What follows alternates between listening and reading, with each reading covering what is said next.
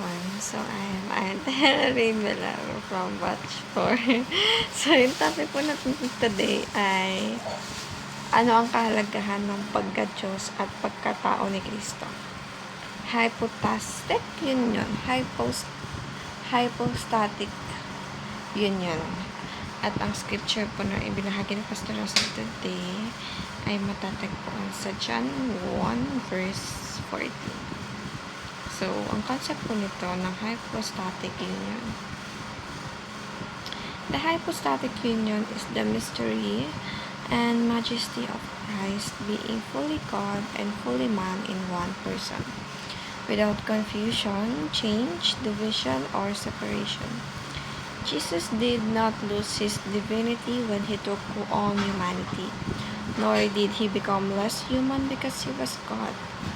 In one glorious person, the fullness of God and man dwell together.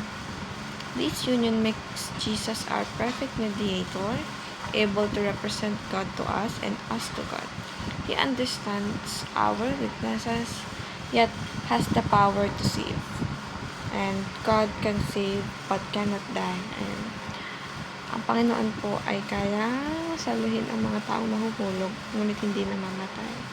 Dahil siya ay talagang makapangyarihan at talaga na dapat na pinupuri natin. At man can die but cannot be saved. So, ayun yung difference ng tao at sa Panginoon. Dahil ang Panginoon po ay kaya kang iligtas sa kahit anong sitwasyon. Nang hindi na mamatay, ngunit ang tao ay kaya mamatay. Depende sa sitwasyon. At Jesus is surely God and truly man, able both to die and save. So dito, ang phrase na to ay able to die and save. Dahil ang Panginoon po ay isinalipin na tayo.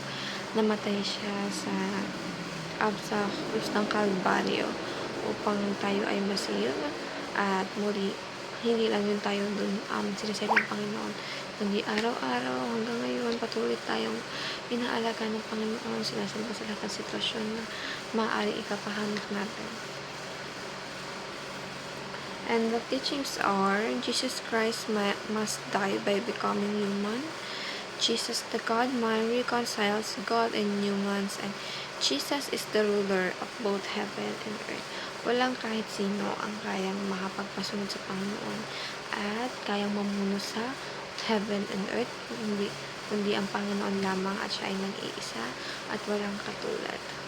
And the applications here are the just that God has suffered all your sufferings. Mas malala pa nga sa mga sufferings ng Panginoon yung mga bagay na nasasuffer natin ngayon.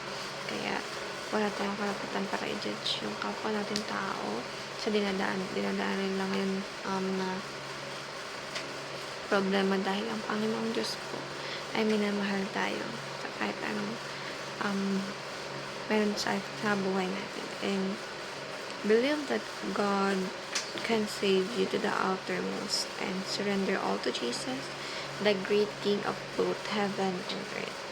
Ang Panginoon lang kaya makasave sa atin at wala tayong dapat lapitan kundi siya lamang. Magtiwala tayo at makakipag-communicate sa Panginoon, dahil ang Lord po ay hindi madamot, siya ay mapagmahal at walang